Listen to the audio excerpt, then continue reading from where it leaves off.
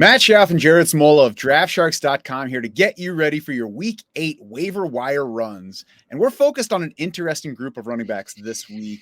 We're trying to find some clarity in murky situations for the Rams, Cardinals, and now the Texans, Jared. And of course, injuries always at play. All the players we discussed today, plus many more, can be found in our weekly waiver wire pickups article on DraftSharks.com. We've got options for shallow leagues, average size fantasy leagues, deep leagues, plus one player that we highlight every single week as a grab this guy.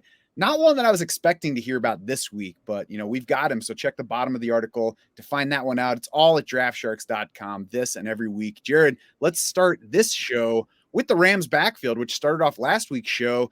And maybe we have more clarity now than we did then, probably some more since we at least saw a game's worth of action. But is it clear now? Should we trust Darrell Henderson as the top Rams back this week? Yeah, I think my first takeaway here is I was surprised at how productive this backfield was, right? I mean, you had Henderson and Freeman combined for 30 carries for 127 rushing yards, 4.2 yards per carry. So they were decently efficient. And the Rams ran it a bunch. They went 50% run against the Steelers, in a game that was close throughout. They lost the game. So, whether that was a good decision or not, you can be the judge there. The Rams are 6.5-point underdogs in Dallas this weekend. So, it's a worse situation for the running game. So you got to keep that in mind.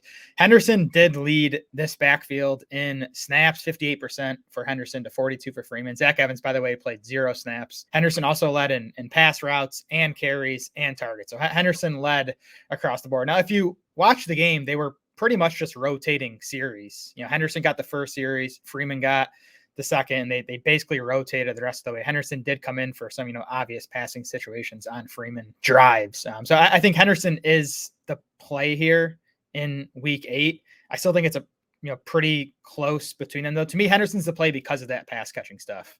I would not be surprised if the carries, go either way. I do think it'll be, pretty close to a 50-50 split in terms of carries. I think the only way that you can really get yourself into trouble here is if you're assuming too much, because we are still going off of one game. I would also lean pretty easily toward Darrell Henderson because he joined this team about a week ago as we're speaking on Tuesday. And then by the end of that week, led the backfield in plays, in carries, in pass routes, and targets. You mentioned that they were rotating. So some of that might just be the luck of, the drives you were in for going longer, producing more plays. But, we don't have a whole lot to go on here. So the fact that Sean McVay brought Darrell Henderson back and immediately gave him more work than anybody else in the backfield has me leaning in that direction. If you need one of them, you can take Darrell Henderson. He does lead our running backs in the waiver recommendations this week.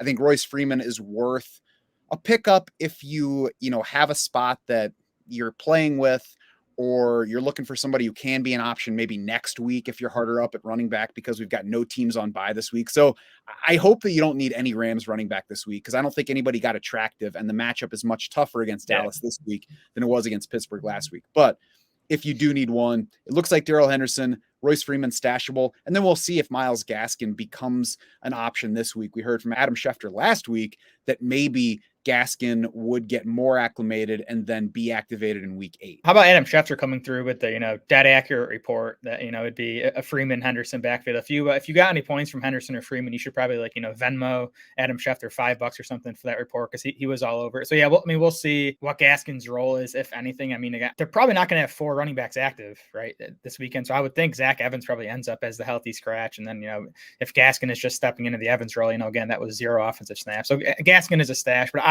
I would expect, considering how decent Henderson and Freeman were last week, I would expect it to remain those two guys handling the vast majority of the backfield work this weekend.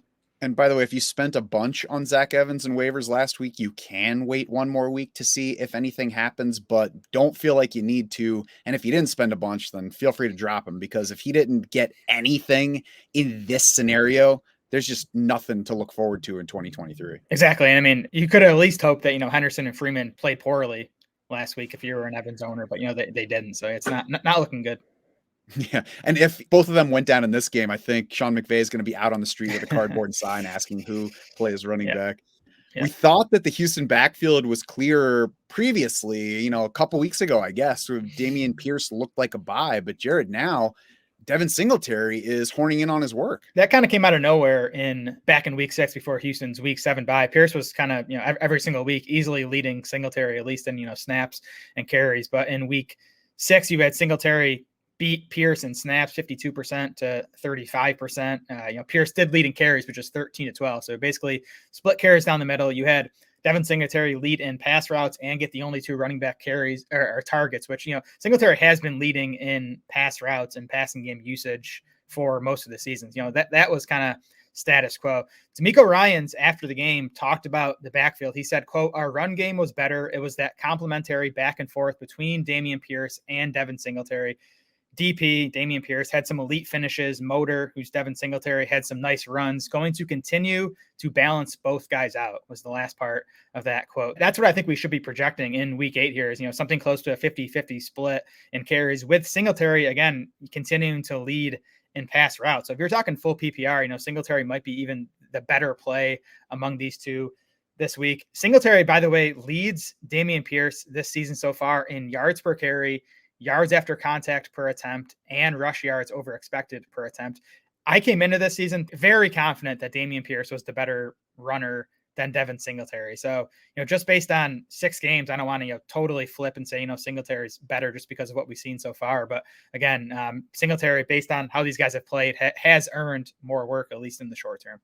And if your coach is calling you motor when he's talking to reporters, he clearly likes what you're doing to this point. They have Carolina this week, which is the second best scoring matchup for running backs by our adjusted fantasy points allowed. So that's a great spot to have either Houston running back. And if you're, in a position where you're like, crap, I need one of these Texans backs, or you have either of them and you're like, I think I need to start one of these guys, it's a week where you could use either one. And there's a path for both of them to get usable fantasy points. It would be nice if we get a little bit more clarity, and I guess, but I shouldn't say clarity, if we get one running back taking more of the touches, because, an even split every week is clarity. Yeah. So if we get one working ahead of the other, that would be better than if we get a split going forward. But I agree, for now, we got to project a split. Next up is somebody that was last week's waiver mistake. Well, I guess the week before, spending a bunch on Emari Demercado, and then he barely got work in week 6 for the Cardinals. But this past week, Jared, he took over the Cardinals backfield. So does that mean now he's the guy that we need to pick up and start in week 8? Who knows? I mean, what a troll job by the Cardinals. I mean, I saw Demercado dropped in a lot of leagues, heading into last week after he, people spent 30-40% of their waiver budget to add him. But Demercado got workhorse usage last week. 78% of the snaps, ran her out on 68% of the pass plays, got 13 of the 14 running back carries, 13 of the 18 if you consider Rondale Moore a running back, which he's kind of turned into at this point. 5 targets for Demercado last week, a 15% target share. So if we get that type of usage again, he's useful to some extent. If they go back to what we saw the previous week, then you're screwed. But Demercado has looked decent over the past few weeks. Keontae Ingram and Damon Williams have not looked decent. So I do kind of expect Demercado to remain the clear lead guy here. The Cardinals are 8.5-point underdogs versus Baltimore. It's just a bad spot in general for the offense. But the fact that Demercado, got the passing game usage, even in week 6, he ran her out on 57% of the dropback. So, he's safely, I think, locked in as their passing game back. So that keeps him in play, even if the Cardinals are, playing from behind the Ravens for most of this weekend's game.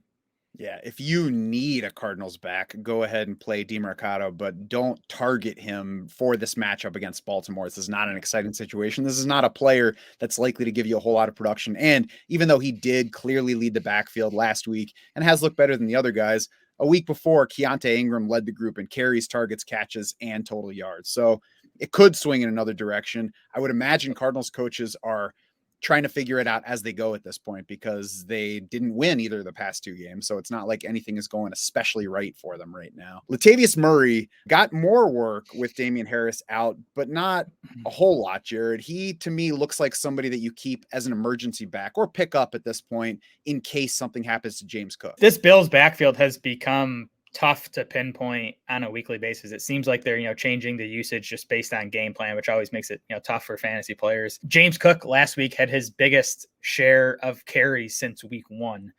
Now, Latavius Murray still played 42% of the offensive snaps, which was his second biggest share of the season, behind only week 6, when he played 47%, the game Damian Harris left early. I also noticed Latavius Murray got 86% of the snaps in the 2-minute drill last week, which doesn't make much sense to me because, James Cook is a pass catching back. I don't know if they trust Murray more in pass protection. So that, that's a mark in Murray's favor. But I mean, Murray is still a touchdown or bust kind of fantasy play, right? Like, I don't think you can project more than like 8 carries. The passing game usage has been just okay, a target or 2 per game. So yeah, I think, like you said, emergency play, hope for a touchdown, which, is an okay bet on what's still a pretty strong Bills offense. But the floor is definitely low every week for Latavius Murray. Yeah, I would say in most other situations, Latavius Murray is a guy that we would ignore, but because it's the Buffalo offense, he's one of those guys that if you're like, what am I going to do at running back this week? He's somebody who could get you a touchdown. It wouldn't be crazy. And again, if James Cook does go down, Damian Harris is out at least another 3 games. He's on IR with the neck injury, went on just before last week's game. So, there's room for Murray to potentially be a lead back for Buffalo in some week if James Cook goes down. So that at least makes him worth stashing if you're not necessarily looking for a strong week 8 option. And speaking of strong, Jared, our final running back is Pierre Strong. Strong by name. I don't know how strong he is as a player. How much should people be looking at him on waivers this week? Yeah, I think he's definitely worth adding in most leagues, and it's probably going to settle in RB3 territory in our rankings this week. So Jerome Ford went down with what Adam Schefter called a low grade high ankle sprain, and Schefter said 1 to 2 weeks for Jerome Ford. I mean, when I hear high ankle sprain, I almost always think 3+ weeks, but if it's truly a low grade, maybe Ford does get back after just a week or 2. But regardless, it's going to be Kareem Hunt and Pierre Strong in the backfield, at least for this week. Cleveland has, I think, clearly wanted to deploy a committee backfield since Nick Chubb went down. We saw Kareem Hunt start to eat more into Jerome Ford's work even before Ford went down last week. And actually, after Ford left last week's game in Indianapolis in the 4th quarter, Pierre Strong outcarried Kareem Hunt 5-2 the rest of the way. I'm still going to project Hunt to lead this backfield in week 8, but I think like a 60-40 split is probably about right. And, Pierre Strong is kind of that Jerome Ford archetype. He has that big playability. Kind of going to be banking on him, breaking off a big play or 2, because, he's probably going to end up with, something like 8 to 12 touches this weekend. Tough Seattle run defense too for the Browns. So not overly excited. They do get the Cardinals in week 9. So, that's a much better spot for, both these backs if Jerome Ford ends up missing that game as well. Yeah, Pierre Strong is a speedy back. It's worth noting that he was a 4th-round pick of the Patriots just last year,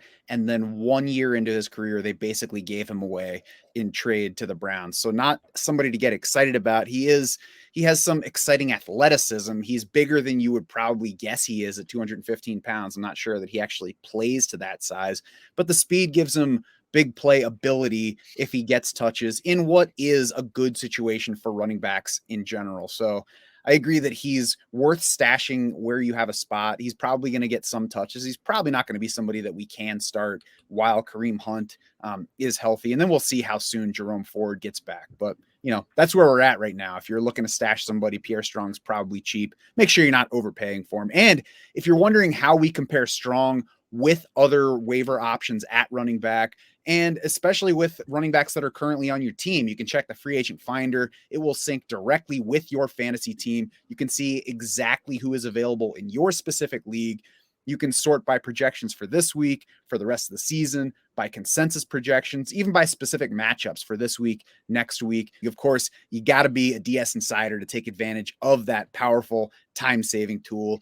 Jared, let's close this out with streaming defense options for week 7. And a lot of times we're like, well, there's this one team that's probably not available in your league, and then you could take a shot on these others that stink, but they're available. This week, I think there are a couple of defenses that are probably widely available and actually make for attractive fantasy starts this week. I want to see if you've got the same team or 2 that I'm talking about. Are you testing me here?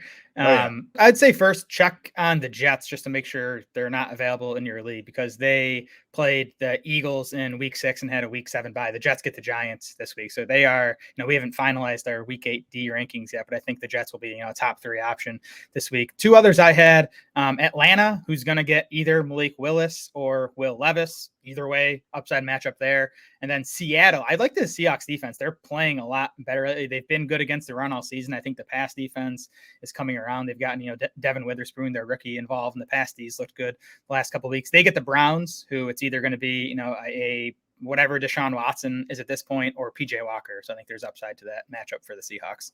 I definitely agree that there's upside to that one. The other one that I had down besides the Falcons, who, by the way, are coming off of 2 solid outings against Washington and Tampa Bay. They were number 7 fantasy defense last week. But the other one I have down this week is the Giants against those Jets that you mentioned, the number 2 fantasy defense last week by ESPN scoring. Before that, they held Buffalo to 14 points. Last week, they smothered the Commanders, 7 points allowed, 6 sacks. They've had interceptions in 3 straight games.